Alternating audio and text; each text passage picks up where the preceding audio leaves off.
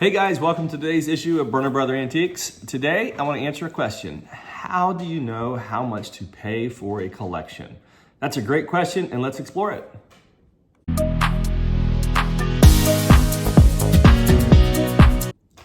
So the first thing you want to ask yourself is, do I even want the collection? Do I want the item? Because I really don't want everything. I had last week a gentleman that brought me an iron plow in the back of a pickup truck. It was probably worth more than he wanted for it. I probably could have doubled my money, but it was awkward, it was heavy, it would have been hard to sell, probably a slow seller, a little bit dangerous to move, very big, heavy iron plow in the back of a pickup truck. So the first question you have to ask yourself is, do I really want the item that somebody is offering me? And that's the first thing. If you say, yes, I am interested in that item, the second thing I always look for in buying anything, whether it's a collection or an individual item, is satisfaction. This is important to me. I want to make sure that when I do a business transaction, whether I'm buying or selling, I want our customers to be satisfied. I want them to be happy with our transaction. It doesn't always happen. I had a gentleman, I don't know, maybe 5-6 months ago, sold me a Navajo rug. It had a couple holes in it. He agreed to a price. I paid him a little less than he was wanting. And then I sold it. I think I may not even made money. I paid around $250 or $275 for it. I think I sold it for around $300, but it had holes in it. This rug had some holes in it. If it didn't have the holes in it, I probably could have paid a lot more for it, and I probably could have sold it for a lot more. But he sent me a lot of texts and emails, messaging me saying, "I'm so upset that I sold you that rug. You robbed me," and these kinds of things. And that's the last thing I want. We already had sold the rug, or I had to give it back to him. I mean, it doesn't matter to me. I'm not out here to make somebody angry or upset. We do too much business, and this business is too fun. And so that's the first thing that I look for in buying or selling a collection or an individual item is, the person I'm buying it from, are they satisfied with our transaction? So that's important to me. And then also, pricing a collection or an item is not an exact science, okay? There are a multitude of factors to establish a price, whether buying or selling. So buying depends on a lot on where I am selling. So if I am selling at a very high-end exclusive, let's say Palm Beach jewelry show, that's going to probably be about the top retail price for really high-end jewelry in the country. So I could sell a piece of a great gold down there for maybe $10,000. That's some really absolutely phenomenal piece. Well, that same piece, if I'm selling at the I don't know, let's just say the monthly local flea market, I'm probably not going to get the same price out of it, but I probably won't have the same overhead in it. Now, I know that's an extreme example, but let's flip it around and look at it a different way. Ask this question to yourself. When I go and just purchase water bottles, how many different price points can I purchase the same bottle of water right now where I'm at? With what in your daily life? So if you want to go to a Sam's Club or something like that, you can buy a big case of water bottles and probably have like 15 to 20 cents a piece in those when you're done. Big 40 packs or something like that, sometimes 60 packs. You go to the local gas station, you're probably paying $2, maybe $2.50. Go to your local sports stadium. If you're Cincinnati, go watch the Reds play. You're probably going to pay $5 or $6 for a bottle of water. And so think about that. Just that little scenario with a bottle of water, how massively different that market is depending on where it's being sold at. Antiques are similar to that. If I'm selling antiques at a yard sale or at a flea market, there's different price points than if I'm selling them on eBay or if I'm selling them in an antique center. So I personally sell in a lot of different platforms, and I sell in a lot of different prices on those platforms. And sometimes I don't know which platform is going to bring me the most money for my item. That happens often with jewelry. Sometimes I'll get like some jewelry, there'll be like 3 or 4 of the exact same pieces. And so I'll try this experiment. I'll sell one at burners.com, one on Whatnot, put one out in the mall, and all different price points. And I'm always surprised on how varying that exact same thing can be. And I mean, when it's the exact same item, I might get $15 out of one, $65 out of one, and $30 out of one. And so that's kind of extreme differences, but there's just really no set price on any given item. With an exception of just gold or silver bullion in our industry, I don't think that there is anyone that could truly honestly say, hey, this item is worth $50 every single time. I don't think that's reality. I think the factors personally even. I can sell within our own building. I can sell 3 different ways that I personally sell. I can sell at the antique center with a retail price on an item. I can sell on our burners.com auction, which is invaluable and high bid platforms, or I can sell on a Whatnot platform. And those are 3 different audiences. Our Whatnot platform, we have people from all over the country bidding on, usually 200 bidders live. It's interactive. Our invaluable platform, we have millions of registered bidders from around the world looking for rarities. Depending on what those items are, there's great bidders. We had a sale January 2 years ago where we had successful bidders from 12 countries. So that's a pretty good platform, pretty wide platform. And then the third is at the antique center. At the antique center, I can set my price, and we have retail customers that come in, and not just retail. There's wholesale customers come in every day. People from all over the world show up. Thousands of people a week come through our mall, and they have to look at that item and say, "Hey, I want that." So two ways in which I sell. We are pushing that item and say we're going to sell this starting at $1, no matter what it brings. But the odds are that we've got it in front of people that are going to want that item. The third way we sell is we're just going to put the item out there and put a price on it. This is what we want for it, and we hope that the person that's wanting it comes through our door. Completely different ways to sell stuff.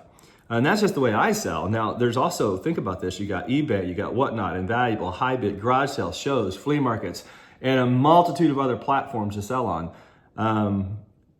And they're all going to have different prices and different desirability levels. So when you're thinking about, how to establish a price on an item, it's not an exact science. And a lot of that's going to depend on where you're selling at. And the reason I say that is because every one of those platforms has a different overhead established with it, a little bit different way to sell stuff. So I described the antique center, the mall. So if you're a dealer in the antique center, you're paying a booth rent and you're paying a commission to the mall. So you've got a set overhead that you have to cover when you're selling that item in order to make a profit. If you're selling at a yard sale, you probably don't have much overhead, maybe a sign or a couple of social media posts, very minimal overhead. Maybe you have somebody help you, but you put it out and put your garage door up and see what happens. Same items, if I'm selling at a yard sale, I might sell something for $20, and in the antique center, I might put 35 on it because of the difference in overhead. I don't like yard sales, so I don't sell at those, but just as an example. But at the same thing, like my burners.com auction, we sell 1,000 items a week at that, and my overhead per item is $10. So it costs me $10 an item, no matter what that item brings, that I have to account for that item is $10. So let me explain that a little better maybe. Let's say I've got 5 items I'm selling, and 4 of those 5 items bring $6, $7, $8. Now, that is less than my actual overhead. Even if I own the item and I got 100% of that money, I'm still losing money. But then that 5th item brings $400. Well, now that's going to make up the difference. So I cost average a lot at our auction gallery on stuff that I own. And I don't try and take consignments of lower end merchandise because it costs me $10 to sell it. So people ask me, hey, can I consign these items to you, or would you sell this for me? If they're lower end items, no, I'm not interested because they cost too much for me to do that. I might buy it from you because I can sell it and make money if I buy it and own it myself and spread it out in different platforms, cost average it out. Overhead, though, is so important to know. I think that most people make the mistake of not considering the real overhead in this industry. And that's something you really have to consider.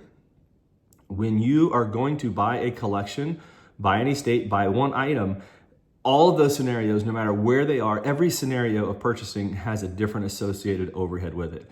Let me give you some examples. So if I have someone that walks into the antique center and comes in and says, hey, I got this wonderful black coffee mug I want to sell you, and I want $2.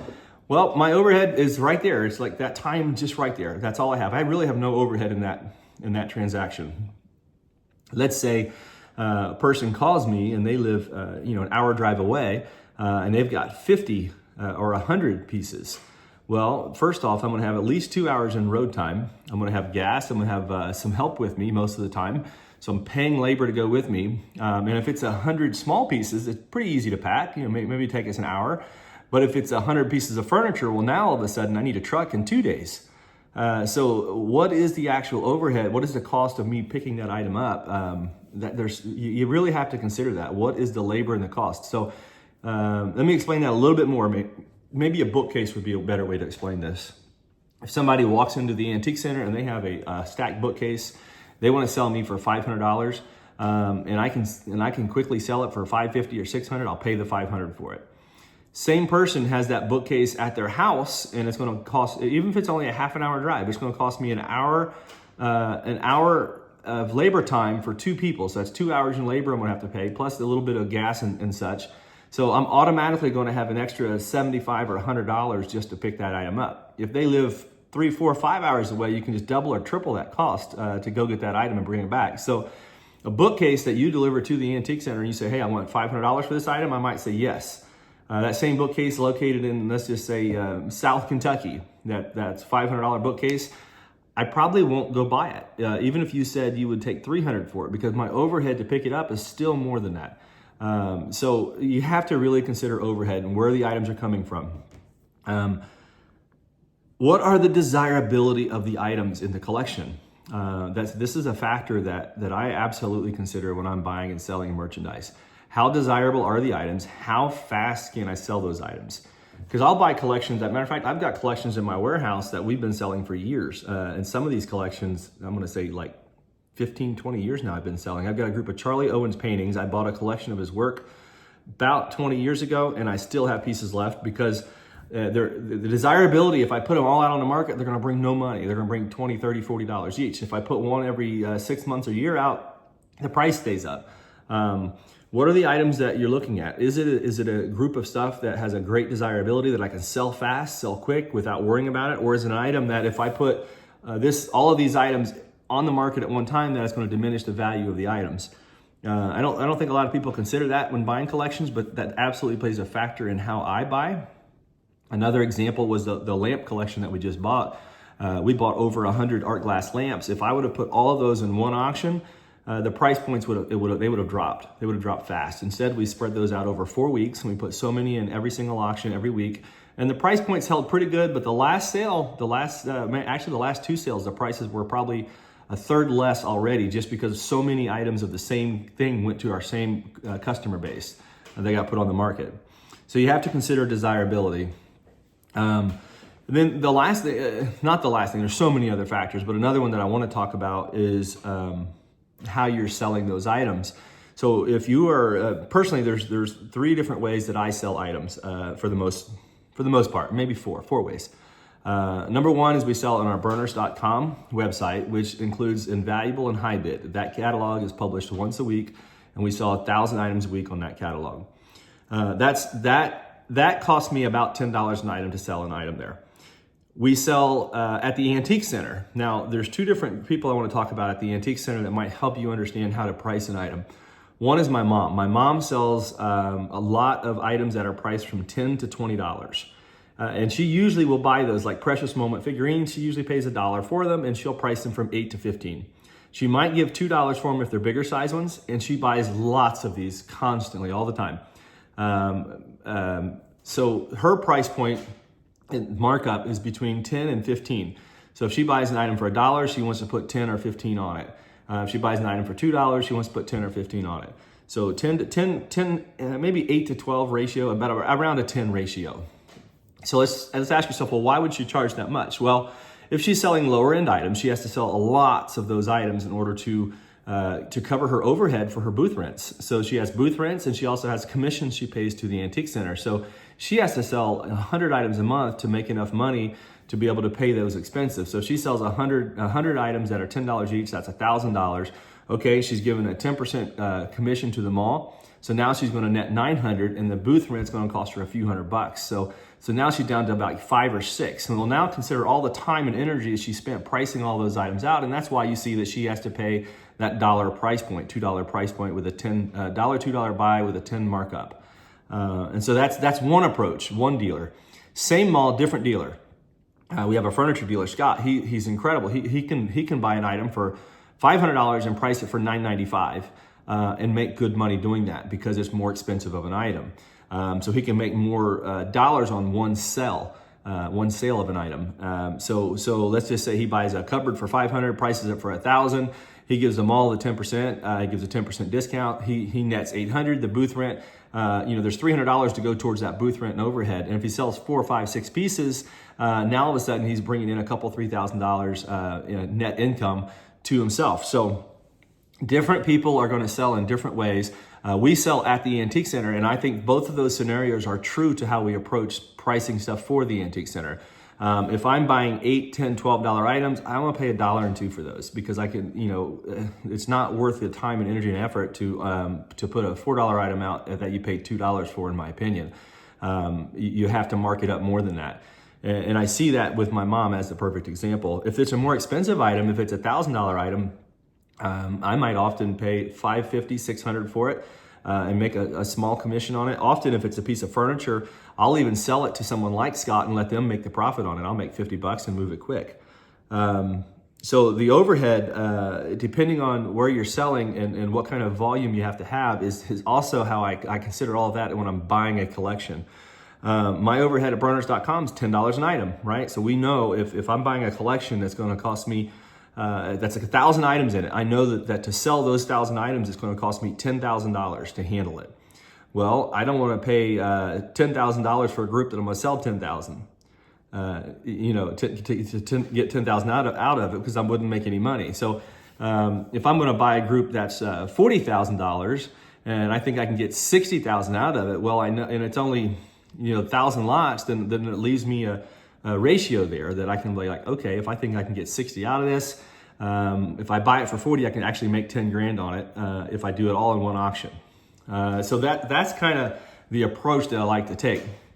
And again, it's very different if you're buying a collection compared to the way I buy. Most of the time, I'm not buying just collections. I am a wholesale buyer because we sell at auction and I sell to other dealers. When I say I'm a wholesale buyer is when you click your phone open on Google and you see, oh, there's 20 of these for sale and they're all from 80 to 120. I'm not paying you 80 to 120. I'm probably gonna give you 50 or 60 if it's 80 to 120, because I want to flip it to somebody else that can then mark it up. Or I want to sell it to a collector that's getting a good buy on it. I like to move my merchandise very quickly. I sell between 5,000 and 7,000 items a month, maybe more, personally, that I own. In order to move that kind of volume, we make a small percentage and we turn lots and lots of volume. I don't pay top price for anything, but usually, and I'm going to say this humbly, usually I can pay more than most people, and usually I can sell it for less than most people because we turn so much volume. So I'll buy a $100 item and sell it for 110 and be content, or 120 and be content. I don't have to double and triple up on my money. But if I'm buying a dollar item, obviously I don't want to buy a lot of dollar items, or I couldn't stay in business. So it depends on really the items I'm looking at. If I'm looking at a group that I think I can sell for 100,000, and I can get it all done with minimal work, it's all jewelry or something that's easy to handle, not a lot of overhead. It's going to keep me in that $10 an item overhead at the auction gallery. I'll price that accordingly and just try and hit in there. And you don't really know what something's going to bring. You really know about what it should bring, but any given day, this stuff can vary massively. I can sell the same. I've done this before where I've gotten a group of jewelry where the same piece, we had like the same piece that was produced by a manufacturer, and we put in 2 or 3 different platforms and got completely different prices. But I've done this long enough where I got a general sense on this is going to bring in this range, and I try and play at the bottom of that range. So if I think an estate's going to bring 80 to 90,000, I'll try and base my pricing off the 80, and then consider my overhead. And all the other factors, time it's going to take to sell the items. Is it one auction? Is it less than an auction? Is it only 100 items in a collection? If it's only 100 items and it's really high-end stuff, I'll pay more percentage on those items. If it's lower-end stuff, I want to make more profit per item. Lots and lots of little factors in there. I don't know if this answers your question exactly, and there's no exact science to buying and selling antiques. You really do have to consider your overhead and how you're going to sell it, the speed, the desirability. And if you're not considering all those things, then you may want to. If you're doing it for a hobby, maybe you don't need to consider those things. But as a professional reseller, overhead is the number one driver. Look, there was a time 10 years ago, maybe longer, our overhead was more than we were making every month for 6, 7, 8 months in a row. We're just losing money right and left. We had to reconfigure our entire industry on what we do. because of that. Matter of fact, 2008, I think, was the year that happened really fastly in 2008.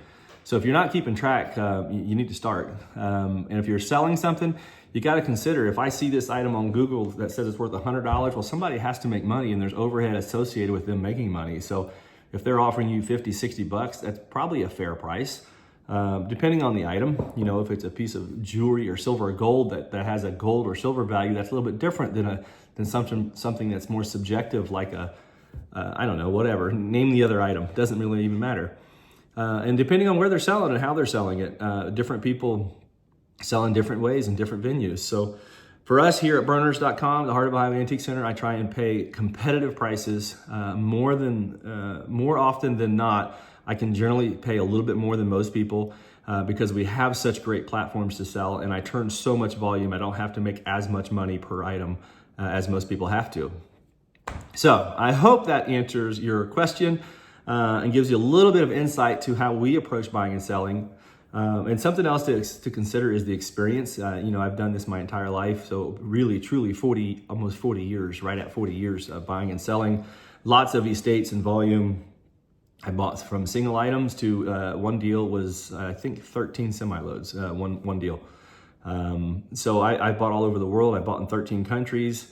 And I buy every day for a living. If I don't buy something in any given day, I feel like I'm behind. I'm always buying thousands of items a week. And so that's kind of the way we approach and what we do.